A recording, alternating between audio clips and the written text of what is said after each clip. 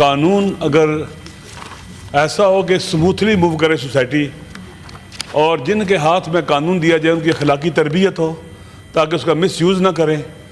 आप देखें कि गुज़श्ता 3 दिन से तकरीबन इस्लामाबाद एक जजीरा बना हुआ है। मेरा घर इस्लामाबाद में है, मेरे घर के बाहर 2 कंटेनर लगाए गए गली के अंदर। ये क्या ज़िंदगी है? ये क्या तरीक़ाकार है? ये कौन सा कानून इजाज़त देता है फ्रीली मूव करने के रास्ते में रुकावटें डालना? क्यों ऐसे हो रहा है? ये क्या फंडामेंटल राइट्स की वायलेशन नहीं है? कोई बीमार हो जाए कैसे अस्पताल जाए?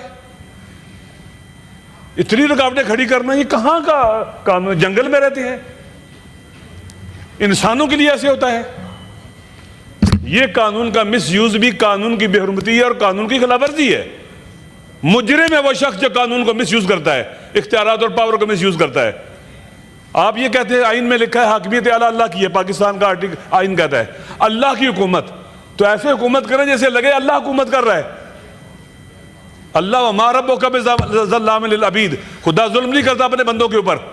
इतनी कुदरत रखने के बावजूद वो गला नहीं घोटता, वो स्पेस देता है, वक्त देता है। लेकिन यहाँ सूरत हाल ये बनी हुई है कि हमारा इस्लामाबाद एक जजीरा बन गया। कानून साजी जो इस्लामाबाद के लिए हुई है, 3 साल सजा, आपने जलसा किया, परमिशन नहीं मिली। यहाँ परमिशन कैसे देते हैं? PTI को 9 मई के बाद आपने इस्लामाबाद में कितने अरसे बाद इजाजत दी है? उनका क्या ये बुनियादी हक नहीं था?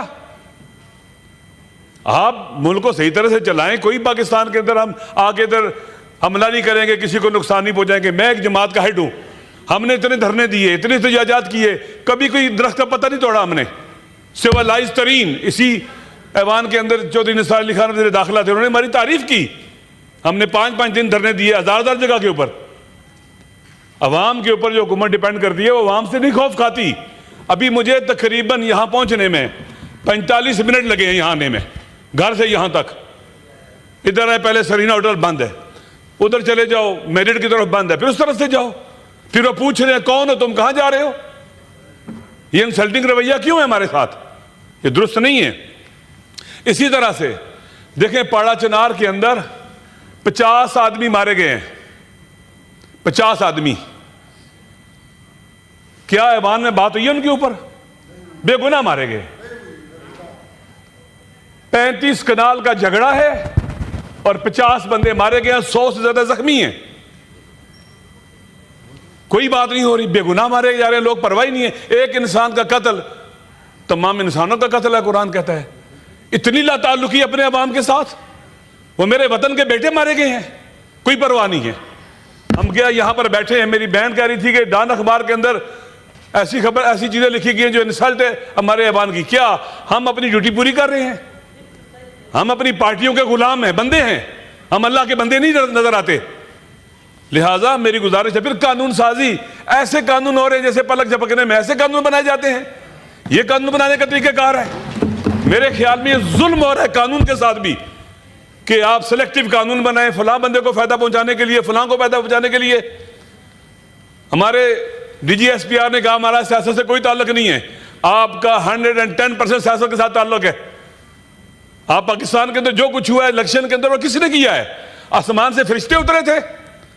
अगर आपने नहीं किया, गिरफ्तार करो उनको जिन्होंने किया, ये जिन्होंने धांधली की, जिन्होंने पैसे लिए, लूटा, उनको गिरफ्तार करो। किसको पकड़ा है आपने धांधली के केस में? किसको गिरफ्तार किया आपने? पूरा मुल्क सीख रहा है। लिहाजा ये सूरत हाल जो है ये दुरुस्त नहीं है। मेरे ख्याल में यहां पर रियासत और हुकूमत जो है वो परेड नहीं कर रही, पैरालाइज्ड है। और वाकयान जो जलसा हुआ है कल, खुदा गवाह मैं खुद उस जलसे में गया हूं, इतना मुश्किल था वहां पहुंचना जिसकी इंतहा नहीं है। बात सुन ले, मुझे बोलने दे प्लीज, मुझे बात करने दे। मैं कभी नहीं बोला किसी की बात में, आप मुझे कुछ सारे गालियां देते हैं। कौन है जो गाली नहीं देता है? मैं नहीं किसी को गाली नहीं दी आज तक, ना कभी दूंगा, ना अखलाक से गिरी बात करूंगा। प्लीज एड्रेस द चेयर और प्लीज माइंड अप कीजिए। आप इन्हें रोकें, देखिए इसका माहौल ही होना चाहिए जी। अब माहौल दोनों तरफ से ही ताली बज रही है ना, देखिए हमें रोकना चाहिए। देखिए बिल्कुल आपने वजह फरमाया, पॉलिटिकल लीडरशिप जो है वो टीच भी करती है अखलाक और कदरें। अगर हम अखलाकियात का मुजाहरा नहीं करेंगे, हम एक दूसरे का एहतराम नहीं करेंगे और एहतराम से बात नहीं सुनेंगे, इख्तलाफ हो सकता है डिफरेंस ओपिनियन हो सकता है, लेकिन बात एहतराम से सुने। अगर आपके पास लॉजिकली कोई जवाब है, आप जवाब दो। इंसल्ट करना, तौहीन करना, बीच में बोलना, ये कोई वो चीज़ नहीं है। इसी तरह से पाकिस्तानी पासपोर्ट की बेहुरमती। अभी हमारे ज़ायरीन पाकिस्तान से गए इराक, हमारे ज़ायरीन चाहे बाई एयर गए चाहे बाई रोड गए, उनके पासपोर्ट एयरपोर्ट पर ले लिए गए, पासपोर्ट ले लिए गए उनसे। हमारी हुकूमत को चाहिए पूछे कि हमारे ज़ायरीन के पासपोर्ट क्यों लिए जाते हैं, इंसल्ट की जाती है ये। फिर जब लोग वापस आने लगते हैं उनको पासपोर्ट नहीं मिलते, उनकी फ्लाइटें मिस होती हैं। ये हमारी तौहीन है पाकिस्तानियों की। कितने लोगों के पासपोर्ट नहीं मिलते, बाई रोड जाते हैं, ईरान से इराक में होते हैं, उनके पासपोर्ट ले लिए जाते हैं। हजारों लोगों के पासपोर्ट जब वापस पता नहीं किसी बोरी में रखते हैं, किस में रखते हैं, वापसी पर मिलते ही नहीं है। मैं वहां के अभी गया हुआ था, वहां के बस हुकूमती लोगों से मिला हूं, उन्होंने कहा कि आप अपनी हुकूमत से कहें, ऑफिशियल से कहें, आके बात करें। ईरान के ज़ायरीन आते हैं, 6-7 महीने पहले उनकी वजारत दाखिला, वजारत खारजा सारे मिलकर काम करते हैं अपने ज़ायरीन के लिए। सेनेटर साहब, आपने बहुत अहम बात उठाई है। पाकिस्तानी जो मुल्क से बाहर हैं उनके हुकूक हमारा पहला फ़र्ज़ होता है। जो ओवरसीज़ कमेटी है, ये इशू वहाँ खोला जाए। मैं आई एम प्रेफरिंग इट। आपने अहम बात की है तो आपको भी वहाँ इन्वाइट करें। मेरी बात ये है कि साल में लाखों ज़ायरीन जाते हैं जी, तो आप वहाँ आप जाइएगा जी, मुख्तसर रखें, बिजनेस अभी भी खत्म करने लगा जी। लेकिन ये कोई एक दिन का काम नहीं है। हमारी हुकूमत को, हमारे वजारत दाखिला को, हमारी वजारत खारजा को, रिलेटेड जितने भी हमारी वजारतें हैं, इनको अपने पाकिस्तानियों का ख्याल रखना चाहिए। सारा साल ज़ायरीन जाते हैं, इनके पासपोर्ट रख लिए जाते हैं, ये इंसल्ट है, तौहीन है। मेरे एक दोस्त हैं, उनकी वाइफ का पासपोर्ट नहीं मिल रहा था, उनकी फ्लाइटें मिस होगी। मेरे ख्याल में हमें पाकिस्तानी होना फख्र समझना चाहिए, और ये कि हमें यूज तो नहीं हो जाना चाहिए कि हमारा कोई पासपोर्ट ले ले, हम चुप हो जाए और हम ये जी। थैंक यू, आपका पॉइंट हो गया। सेनेटर साहब, बहुत एहतराम से आपसे गुजारिश करूंगी कि कर दिया मैंने, दिस इज एन इम्पोर्टेंट। नहीं, अब प्लीज अब आप आधा मिनट ले, जल्दी प्लीज। मैडम, बहुत लोग इंतजार ना करें इतनी। मैं जब से सेनेट में, मैं तीसरी बार बोल रहा हूँ, मैं फिर पिछली दफा मैं ही कर रही थी जब आपने बोला, तो यानी 2 मेरे सर पे। तो ऐसा है कि देखें, हमारे सेनेट उधर जो दोस्त बैठे इधर बैठे, आए हम अपने आवाम के लिए उठें, अपने आवाम के हुकूक की जंग लड़ें। कोई ऐसा कानून ना बनाए जो हमारे फंडामेंटल राइट्स के खिलाफ हो, आइन की रूह के खिलाफ हो। कोई ऐसा काम हम ना करें। और ये हो रहे हैं मैडम, मैं देख रहा हूं अपनी आंखों से। वो कवानीन जो पाकिस्तान के अवाम के हक में हो वो बनाए जाएं, और लोगों को देखकर कानून बनाना। पहले आपने इलेक्शन एक्ट बनाया, फिर उसको तरमीम की। क्यों ऐसा हम करते हैं? आप जब होमवर्क नहीं करते, मेरी गुजारिश है कंप्लीट होमवर्क होना चाहिए, कंप्लीटली सबको हमें ऑन बोर्ड लेना चाहिए, हमें बताना चाहिए क्या कानून बनाया जा रहा है, हम उसको पढ़ें, हमारे पास कोई राय हम वो दें। अचानक कानून बनाना, ये करना वो करना, ये दुरुस्त नहीं है।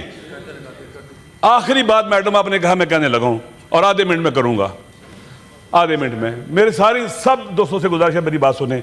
आइन कहता है हाकमियत आला अल्लाह की है।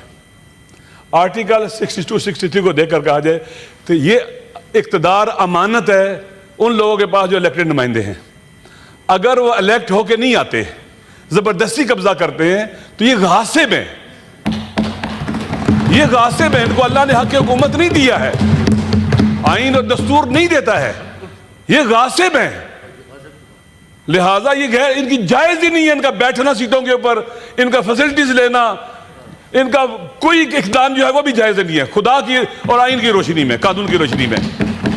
पाकिस्तान के अंदर जो बंदा भी इलेक्टेड नहीं है, जो भी रिगिंग करके आता है, पाकिस्तान के आइन और दस्तूर की रोशनी में